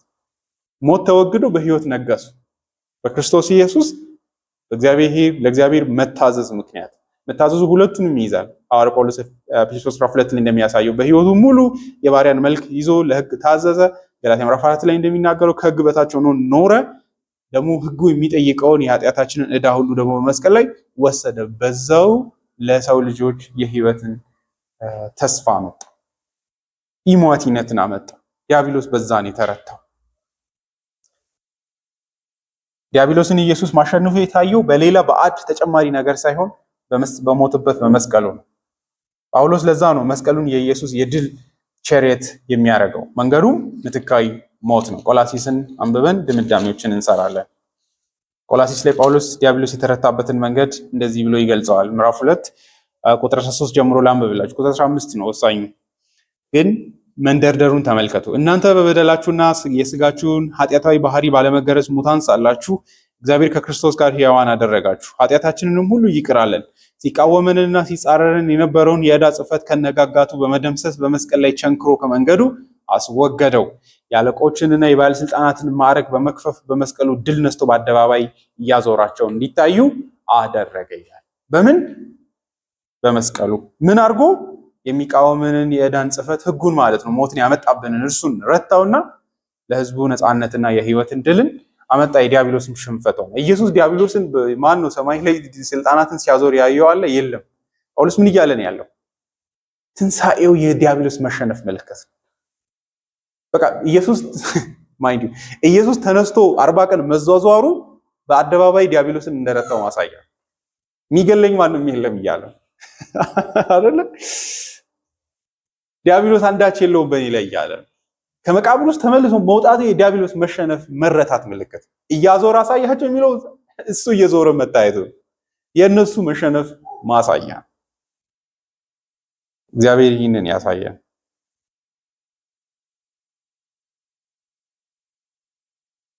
ስለዚህ የኢየሱስ ሞት የፍትህ ሞት ነው። የኢየሱስ መሞት ኔሴሲቴት ያደረገው ወይም ያንን ከኋላው ያስገደደው ነገር ምንድነው ብለን የጠየቅን እንደሆነ የእግዚአብሔር ፍርድ ነው። እግዚአብሔር ሞትን በኃይል ማስወገድ አይችልም ነበር ወይ ነው ጥያቄ። እግዚአብሔር ኃይል አጥቶ ነው? ነገሩ የኃይል ማጣት ሳይሆን የፍትህ ጥያቄ ነው አይደለ? እግዚአብሔር መላ ዓለምን በህይወት መሙላት ይችላል። ምን ከለከለው? እግዚአብሔር የግድ ልጁ ለምን መምጣት ስጋ መልበስ አስፈለገ? ሞት ከእግዚአብሔር ኃይል በልጦበት ነው በክርስቶስ ኢየሱስ እግዚአብሔር ድል ያደረገው?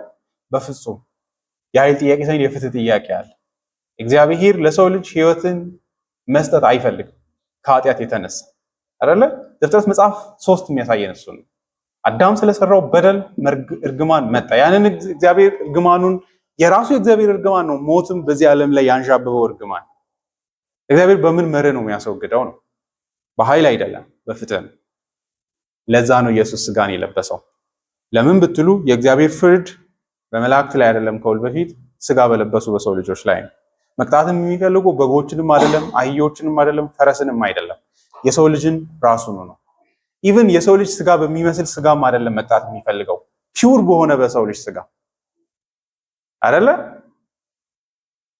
ፍጹም ነፍስ ባለው ፍጹም የሰው ስጋ ባለው አካል፣ ኢቭን ጠንካራ በሆነ አካል አይደለም። ያቱም እሱ ራሱ ፍትሁን ያዛባል አይደለ? ስትቀጡት ምንም ለማይመስለው አካል ብትቀጡት ፍትህ አይደለም አይደለ? ቀላል ቢሆን ከፍቶች አያረካም ፍትሁን አይደለ? ስለዚህ የምር የሰው ስጋ መሆን ነበረበት። that's the end of the question። ያንን ማየት አለብን። why God man ለምን አምላክ ሰው ሆነ? የመጨረሻ መልስ ይቺ ናት። ሄዳችሁ ሰርስራችሁ ሰትራችሁ ስታገኝ የፍትህ ጥያቄ ነው ያለው። አባቶቻችንም ያረጉት ይሄንን ሄደልበርግ ካቴኪዝምንም ካያችሁ ወስደው ይቺ የለምን ጥያቄ ከሄደች የፍትህ ጥያቄ ነው ያለው። ፍጹም ሰው መሆኑና ፍጹም አምላክ መሆኑ ያስፈልገበት ምክንያት ያረፈው በእግዚአብሔር የፍትህ ጥያቄ ላይ ነው። አሊያ የበጎች ደም ባረካው ነበር አይደለ? እኩል ግን አይደለም።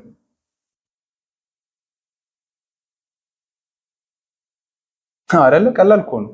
በሰው ፍትህ ራሱ ብታዩ አንድ ልጅ አባት የሌላ ሰውን ልጅ ገሎ ሌላኛው አባት በቃ እኔ አንድ በግ አለችኝ እሷን ፍርድ ቤት ግደሉልኝና በቃ ፍትህ ይካካስ ይባላል ነበር አይደለ? ኢኩዊቫለንት ቢሆን ኖሮ አይደለም እኛም አንቀበልም አይደለ? እንዴት የሰው ልጅ ነፍስና በግ እኩል ይሆናል እንላለን። የፍትህ ጥያቄ አለ። በእግዚአብሔር ፊትም የእግዚአብሔር የፍትህ ጥያቄ አለ። የሆነ እዚህ ጋር ነው እንግዲህ ትልቁ አደጋ። እግዚአብሔር ለሆነ የሚገዛለት የፍትህ መርህ አለ ወይ? ከእግዚአብሔር ውጪ አለ አይደለ? እግዚአብሔር በቃ ምን ላድርግ እኔ ላድናችሁ ፈልጋለሁ፣ ግን ይህንን ፍትህ ማለፍ አልችልም፣ ይህንን ህግ እንዴት አድርጌ ልለፈው ስላቃተኝ ነው አይደለም እያለ ያለ የራሱ የእግዚአብሔር ዲማንድ ነው። ፍትህ ከእግዚአብሔር ውጪ ያለ የሆነ አንድ ሌላ ነገር አይደለም። የራሱ የእግዚአብሔር ማንነት ኃጢአትን የሚጸየፍበት ኃጢአትን ሳይቀጣ የማያልፍበት ለሙሴም ክብሬ ነው ብሎ ያሳየው ዘጸአት ምዕራፍ 34 ላይ ይሄንን ነው። እግዚአብሔር መሐሪ ነው፣ ነገር ግን ኃጢአትን ሳይቀጣ ከቶ አያልፍም። that is his glory አይደለ? ሙሴ ክብርን አሳየኝ፣ የኔ ክብር ይሄ ነው ያለው። ኃጢአትን የማያልፍ አምላክ መሆኑ ክብሩ ነው ለእግዚአብሔር። እኛ እንደ ውርደት እንደ ደካማነት ልናየው እንችል ይሆናል። ሌባ እንግዲህ እንደዛ ነው ፖሊስን የሚጠላው አይደለ? ንጽህናውን የሚጸየፈው ያንን ባጅ ያንን ልብስ የሚጠላበት ምክንያት ሰራቂ ስለሆነ፣ ያ ግን የምር በጽድቅ ለሚያየው ክብሩ ነው አይደለ? wherever you see ሰይፍን ስታዩ ኃጢአትን የሚቀጣ ምልክት ነው ማለት ነው። ያው በዚህ ምድር ላይ በእውነተኛ መንገድ ኤክሰርሳይዝ እንደማይደረግ እናውቃለን። ለእግዚአብሔርም ኃጢአትን አለማለፉ ለሙሴ ምንድን እኔ መሐሪ ነኝ፣ መሐሪ መሆኔ ክብሬ ነው፣ ነገር ግን ኃጢአትንም ደግሞ ከቶ ሳልቀጣ አላልፍም። that's የእግዚአብሔር ክብር አይደለ? ለነገሩ ባቆምም እንደዛ አይደለ? ስለ እግዚአብሔር ሲያወራ የሚያወራው ኃጢአትን እንዳያዩ አይኖችህ ንጹሃን ናቸው። የእግዚአብሔር የንጽህናው ክብር ነው። ኢቭልን ማየት አይችልም፣ ያጠፋዋል፣ ሲያየው ይቀጣዋል። ስለዚህ የክርስቶስ ኢየሱስም ሞትን ለማሸነፍ ማስወገድ መምጣቱ ያንን የእግዚአብሔርን የቁጣ እጅ ገለል ለማድረግ የመጣበት ምክንያት ነው። መልሳችን ያንን ወደ ራሱ በማዞር የእግዚአብሔር ፍቅር በዛው መስቀል ይታያል አይደለ? ያንኑ አይነት እጅግ ክፉ ነገርን እጅግ የሚወደው የገዛ ልጁ እንዲወስድ አደረገ። እኔ ይሄ ነገር አልፈልገውም አንተ ሄደህ ጨርሰው አይደለም። ለእግዚአብሔር የገዛ ልጁ ብቸኛ ልጁ ኃጢአተኞችን ስጋ የለበሱ የማይረቡ ፍጥሮችን ለማትረፍ የገዛ ልጁ ያንን ስጋ እንዲለብስ ደግሞ በዛው ስጋው የነሱን ኃጢአትና ርኩሰት እንዲሸከም ከርሱም ከራሱ ቁጣ እጅ በታች ሆኖ እሱም ሞት ማለት ነው እንዲያልፍ አደረገው። የብሉይ ኪዳን የመስዋዕት ስርዓቶችን ማየታችሁ እንደሆነ በጎቹ የሚቆሙት በእግዚአብሔር ፊት ነው።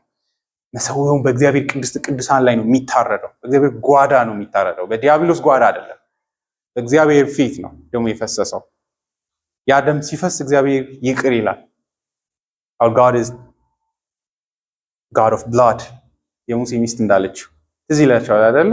ልጁን ሲገርዝ አንተ ምን አይነት ሰው ነህ? የደም ሰው ነህ አለችው። የደም ሃይማኖት የኃጢአት ስርየት የሚገኘው ደም ካለ ብቻ ነው። እግዚአብሔር እጅግ ቅዱስ አምላክ ስለሆነ፣ ነገር ግን የገዛ ልጁ ያንን እንዲካፈል በማድረጉ ለእኛ ፍቅርን ገለጠልን። ጌታችን ኢየሱስ ሞትን ያንን ወስዶ በጨረሰ ቀን ያንን የፈራ ሰውነቱ በደም ላብ ተሞልቶ ባሳለፈበት በዛች ቀን ግን ዲያብሎስንም ከነሰራዊቱ ጋር ምን አረገው? ደመሰሰው። በጣም ልብ ይነካል። ኢየሱስ ዲያብሎስን እኛ ሄደን እንድንታገለው ፓንች እንድናረገው ያስቀረው ነገር የለም። ጳውሎስ ከዚህ ጋር ጻፊ ዕብራውያን ጻፊ ፕሮስትሬት አደረገው ይላል። ሰይጣንን ትጥቁን ያስፈታ ኮምፕሊትሊ ያስወገደው ይላል። ድነታችን ላይ አንዳች የምንጨምረው ነገር የለም። የምንኖረው ተፈጸመ በሚል ቪክቶሪየስ ቃል ነው። አሜን። እኛ ካልቪኒስት የሆነውም ለዛ አንዳች የሚጨመር የሌለበት የእግዚአብሔር ልጅ ብቻውን የሰራው ስራ፣ ብቻውን የታገለው፣ ብቻውን ያሸነፈው። እኛ ያደረግነው አንድ ነገር ቢኖር የድል አክሊል መጥቶ ልጫንላችሁ ሲል አሚን ብለን የተቀበለው። ከዚህ ውጭ ሌላ ምንም ያደረግነው ፓሲቭ እምነት ነው የምንለው። ለዛ ነው እምነታችን ራሱ አድራጊ ሳይሆን እንደ እርቃን እንደ ድሃ መጥቶ ከእግዚአብሔር ልጅ የእርሱን ድል የሚካፈል እምነት። ኢየሱስ እግዚአብሔርንም ቁጣውን አርክቷል፣ የጨለማ ኃይላትንም ከጀርባችን ሁሉ አስወግዷል። አሜን። አንዳች የለውም ሰይጣን በእኛ ላይ፣ እግዚአብሔርም የለበትም። እኛን የሚጠይቀው ነገር ሰይጣንም የሚጠይቅብን ነገር የለም። ሰዎችም ክሌም የላቸውም። ማንም አያሳፍረኝም፣ አንገቴን ወደታች እንደሚያደርግ ማንም የለም። እግዚአብሔርን ጽድቅ ያረካ ጽድቅ አለኝ። ዲያብሎስ መጥቶ የማይከስበት ጽድቅ አለኝ። ሰዎችም መጥቶ የማይኮንኑበት ጽድቅ አለኝ። በዚህ አይነት ነፃነት ሞትን ድል የረታ እምነትን ይዘን መኖር አለብን ብዬ እረዳለሁ። ቁጥር 15 የሚያወራው እሱ ነው። እዚህ ኢን ክራይስት አሎን የሚለው መዝሙር ላይ እንዳለው ነው። በሞት የለም ፍርሃት፣ በህይወትም ጸጸት። በህይወታችሁ ውስጥ የምትጸጸቱ ከሆነ ራሱ የወንጌሉን እውነታ ያለመገንዘብ ምልክት ነው ብዬ እወስዳለሁ። የሞቱን ታላቅነት መረዳት አይደለ? ምግብ ስበላ ስጠጣ የማይጸጽተኝ ኢየሱስ ሞትን ስላሸነፈ ነው። ቁጥር 15 እንዲሁም በህይወት ዘመናቸው ሁሉ በሞት ፍርሃት ባርነት የታሰሩትን ነፃ እንዲያወጣ ነው ይላል። የመስቀሉን ፋይዳ ሲናገር ዲያብሎስ መረታቱ በውስጡ ምንን ይዟል? ፍርሃት የለንም አይደለ? ምን ያስፈራራል? ከዚህ በኋላ ፍርሃት ሊመጣ የሚችልበት መሰረታዊ ምክንያቶች እነዚህ ናቸው። አንድ፣ እግዚአብሔር በእናንተ ላይ ከተቆጣ። ሁለት፣ ያንን ኃጢአታችሁን ተከትሎ ዲያብሎስ መጥቶ የሚይዛችሁ ከሆነ ያስፈራኛል አይደለ? የማይታይ ጨለማ ኃይላት ያስፈሩኛል። በሞት ውስጥ ያለውን ፍርሃት ትልቁ ይሄ ነው። እንግዲህ ብሉይ ኪዳን ላይ ያሉና አዲስ ኪዳን ላይ ያሉ አማኞች ልዩነታቸው ምንድነው ብለን እንጠይቅ ይሆናል። ብሉይ ኪዳን ላይ ያሉ አባቶች ትንሣኤ ሙታን እንዳለ ያውቃሉ። እነ ዳዊት ያውቃሉ፣ እነ አብርሃም ያውቃሉ። አምላካቸው የትንሣኤ አምላክ እንደሆነ ያውቃሉ። ነገር ግን የክርስቲያን የአዲስ ኪዳንና የብሉይ ኪዳን ክርስቲያን ልዩነቱ የአዲስ ኪዳን የሚኖረው በተገለጠና በእግዚአብሔር ልጅ ትንሣኤ ላይ በተመሰረተ የህይወት እውነታ ነው። እኔ ሞት በምን እንደሚወገድ አውቃለሁ። የሞትን መርህ ተረድቻለሁ።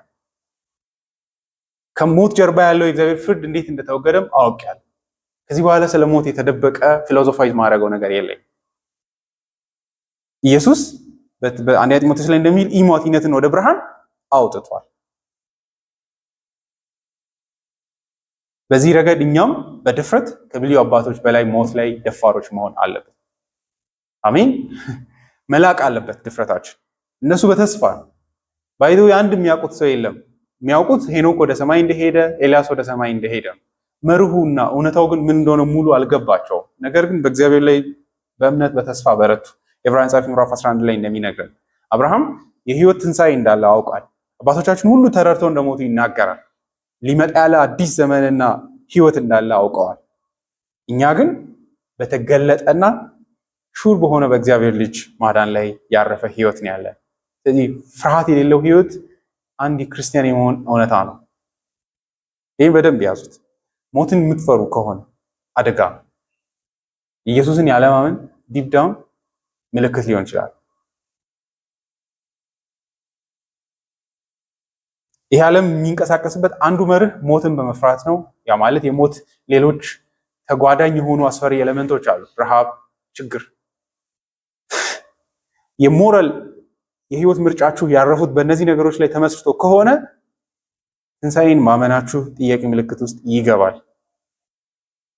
አብርሃም በድንኳን ውስጥ የኖረበት ምክንያት ትንሣኤ ሙታን እንዳለ ስለተረዳ። ትንሣኤ ሙታን እንደሌለ የሚፈራ ሰው የመጨረሻ ህይወቱና ምግቡ እዚህ ያለ ይመስለዋል። ስለዚህ ለነፍሱ ይፈራል። ምግብ ሲያጣ ካልበላ ህይወቱ ሁሉ የቀረበት ይመስለዋል። ትንሣኤ የለምና። ጳውሎስ አንደኛ ቆሮንቶስ ምዕራፍ 15:29 ላይ የሚናገረው እሱ ነው። ሙታን የማይነሱ ከሆነማ እንሂድ፣ እንብላ፣ እንጠጣ፣ ያለች ህይወት እቺ ብቻ ናትና። ይሄ አይነት ስፒሪት፣ ይሄ አይነት የአእምሮ መርህ ያለው ሰው መፍራት አለበት። ምክንያቱም በወንጌሉ ብርሃን በእምነት ኃይል የትንሣኤን ህይወት በክርስቶስ ኢየሱስ ያለውን ስለማያይ ነው። ይህ በጣም ሊያስፈራን ይገባል። ዛሬ ሞት ቢመጣ are you willing to die? ሞት ና እንደ ጳውሎስ የት አለ መንደፊያ? ድል መንሳት ወዴት አለ የሚል እምነት ያስፈልጋል።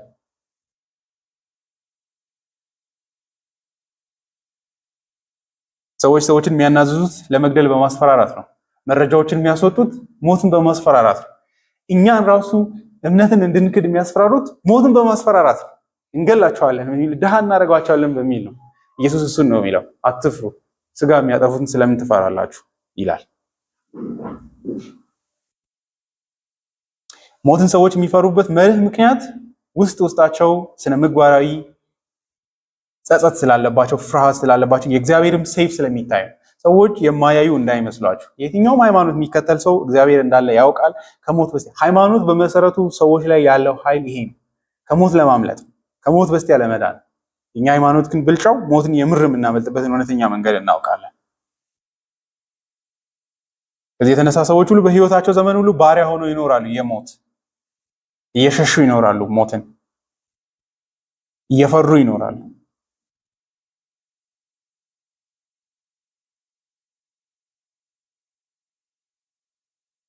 ኃጢአቶቻቸው ኩነኔ ይፈጥርባቸዋል። የኖሩት ህይወት ያስፈራቸዋል። ምን ይዤ ነው በእግዚአብሔር ፊት መቆመው የሚል አምላክ እንዳለ ያውቃሉ። በአምላክ ፊት እንዴት ቆማለሁ የሚል ፍርሃት አላቸው። በምን አመልጣለሁ የሚል። ስለዚህ በፍጥነት አእምሯቸው ላይ የሚመጣው ደግሞ ሲኦል ነው። ከዚህ የተነሳ ሰርግ ቀን ላይ ይፈራሉ። በደስታ ቀናቸው ላይ ሞት በብርጭቆ ውስጥ መጥቶ ያስፈራራቸዋል። ባደይ ይሸሻሉ አይደል? ነገ መልሶ ይቺን ደስታ መካፈላቸውን ይጠራጠራሉ። ታዲያ በክርስቶስ ኢየሱስ የሆነ ሰው እንዲህ ነው ወይ መኖር ያለበት? ምክንያቱም ጸሐፊው ኢየሱስ ምንን ሊያስወግድ ነው የተገለጠው? ፍርሃትን ራሱ ሊያስወግድ ነው የተገለጠው ይላል። ካልተወገደማ ኢየሱስ ምንም አላደረገም ማለት ነው በህይወታችን አይደለ? ምክንያቱም የሞቱ ምክንያት ህዝቦቹ በድል አድራጊነት እንዲኖሩ ነው የሚለው። እኛ ግን በክርስቶስ ኢየሱስ በሞትም በህይወትም በእርሱ ሰላም አለን። በእርሱ ድል አድራጊነት እንኖራለን። ሉተር እንደዚህ ብሎ ያስጠነቅቃል። ሞትን የሚፈራን ሰው ካያችሁ ስለዛ ሰው አንድ ነገር እርግጠኛ ነኝ ይላል። ለዚህ ሰው በክርስቶስ ኢየሱስ ካለው ህይወት ይልቅ እዚህ ህይወት ላይ ተስፋ የሚያደርገው የሚወደው ነገር አለ ይላል። ይህ ተስፋ ወደፊት የሚጠበቅ በአሁን እውነታ ውስጥ የምንኖረውም ጭምር ነው። ምንም እንኳን ሞትን የማንሸሽ ሞትን መጋፈጣችን የማይቀር ቢሆንም በክርስቶስ ኢየሱስ ድል እንደተረታና የህይወት ብርሃን እንደወጣ ስለምናቅ ያለ ፍርሃትና ያንን ቀን ደግሞ ተስፋ በማድረግ መኖር መቻል አለብን። አንድ ሌላ ሰው ሲያስጠነቅቅ ደግሞ ክርስቲያን የሆነ ሰው ሞት ፊት ሲርበተበት ካየን ታዲያ ኢየሱስ ሞትን አሸንፏል ብሎ መናገሩን ለምን አምናለሁ ይላል። አንዳንዶች በኢየሱስ የሚያምኑ ይመስላሉ፣ ግን በሽታ ሲመጣ ይርበተበታሉ። ያ ስለ ኢየሱስ ምን እንደሚያስቡም ጥያቄ ምልክት ሊያስገባ ይችላል። ይህ ማለት ታዲያ አማኝ ሁሉ ሞትን ሳይፈራ ነው የሚሞተው ወይ ብላችሁ ተጠይቁ ይሆናል። በአንድም በሌላም ግን በእርሱ ፍርሃት እንደሌላቸው ግን መናገር መቻል አለብን። ቢያስፈራቸውም በዚህ ድል ያደርጋሉ። የመናኝ ጉዞ የመጨረሻ መጽሐፉ ክፍል ላይም ክርስቲያን የምናየው እሱ ነው። ሲፈራ እናያለን። ነገር ግን በጊዜ ሂደት ምን ያደርጋል? አሸንፎ ድል አድርጎ ሲወጣ እንመለከታለን። ወደ ህይወትም ወደዛኛው ሲሻገር እናያለን። ዛሬም የእናንተም ለኔም ጥያቄ ይሄ ነው። ሪሊ በክርስቶስ ኢየሱስ እግዚአብሔር ያደረገውን ነገር እናውቃለን ወይ? በሞቱ ውስጥ የተሳካው ነገር ምን እንደሆነ ይገባናል ወይ? ያስ በህይወታችን ውስጥ ምን አይነት ነገር አምጥቷል ወይ? ፍርሃት የለም ወይ? ጸጸት የለም ወይ? እነሱ ምልክቶች ወሳኝ ናቸው። ካልሆነም መለማመድ መቻል አለብን። የእግዚአብሔርን ልጅን ትንሣኤ በህይወት እውነታ ላይ በሚያስፈሩ ነገሮች ሁሉ ላይ ማወጅ ያስፈልጋል።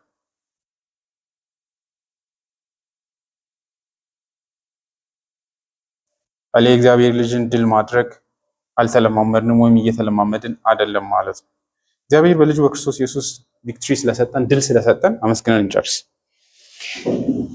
እግዚአብሔር ታላቅ አባታችን ሆይ ስለ ታላቅ ማዳንና ቸርነት እናመሰግናለን። ሰዎች ሁሉ የሰው ልጆች ሁሉ በሚፈሩት በዚህ ሞት ላይ የሰው ልጅ በሽታን በመፍራት ነው የሚኖረው። ችግርን በመፍራት ድህነትን በመፍራት ነው ህይወቱ ሁሉ የተመሰረተው ዛሬን ለማሸነፍ የሚደረግ ይችን ህይወት ብቻ ተስፋ በማድረግ ነው። ይችንም ህይወት ደግሞ እንዳይኖራት ሞት ደግሞ በውስጡ እያስፈራው በየዕለቱ እያርበተበተው ይኖራል። እግዚአብሔር አባታችን ሆይ ለእኛ ግን በልጅ በክርስቶስ ኢየሱስ በእውነተኛ ማሸነፍ ሞትን ስለረታሃልን እናመሰግናለን። ሰዎች በቴክኖሎጂ ለመርታት ይሞክራሉ፣ ይጥራሉ። ከኋላ ያለው ኃጢአት እንደሆነ አይገነዘቡም። ያንተ ፍርድ እንደሆነ አይገነዘቡም። ለእኛ ግን ይህን ስላበራሃለን ያንተ ፍርድ እንደሆነ ስላሳየህን እናመሰግናለን። በልጅ በክርስቶስ ኢየሱስ ኃጢአቶቻችንን ሁሉ ስላስወገድክ፣ ሞት እኛ ላይ የሚነክስበትን መርህ ስላጠፋ፣ ያንተ የቁጣ ፍርድ በእኛ ላይ የሚመጣበትን ምክንያት ስላስወገድክ፣ በልጅ ጽድቅ ሸፍነህ በትንሣኤ ኃይል ከእርሱ ጋር እኛንም በድል ስላቆምከን ህይወታችን አሁን በዚህ ምድር ላይ ሳይሆን በሰማያዊ ስፍራ በልጅ በክርስቶስ ኢየሱስ ተሰውሮ ማንም ሊደርስ በማይችል ዲያብሎስ መጥቶ ሊነካው በማይችል ሰውነታችንን ነፍሳችንን ማንም ሊጎዳው አይችልም። ሰዎች አሁን የሚታየውን ስጋችንን በሽታም ሊጎዳው ይችል ይሆናል። በአንተ በልጅ በኩል ካለን አንድነትና እውነታ የተነሳ ግን ይህ ሰውነት እንኳን በአንተ የተጠበቀ ነው። እግዚአብሔር አባቶች ስለዚህ ጥበቃ በልጅ በክርስቶስ ኢየሱስ ስለሰጠን ስለዚህ ታላቅ አንድነት ከሞት ነፃ ስላወጣህበት ከጨለማ ኃይላት ሁሉ ስጋችንና ነፍሳችንን ነፃ ስላወጣህበት በልጅ በክርስቶስ ኢየሱስ ሞትን ሁሉ ስለረታህበት ዲያብሎስን ስላሸነፍክበት መስቀል እናመሰግናለን። እግዚአብሔር አባቶች ሞት ሆይ መውጊያ የታለ? ሲኦል ሆይ ድል መንሳትህ የታለ? እያልን የምንኖርበትን የእምነት ህይወት እንድትሰጠን ሁላችንንም እንድታስበን እንለምናለን። ዛሬ በፊት ሆነን ይህንን የትንሣኤ ማሸነፍን እንድንሰማ ጊዜ ስለሰጠን ስምን እንባርካለን። ክብር ለአንተ ብቻ ይሁን በኢየሱስ ክርስቶስ ስም አሜን።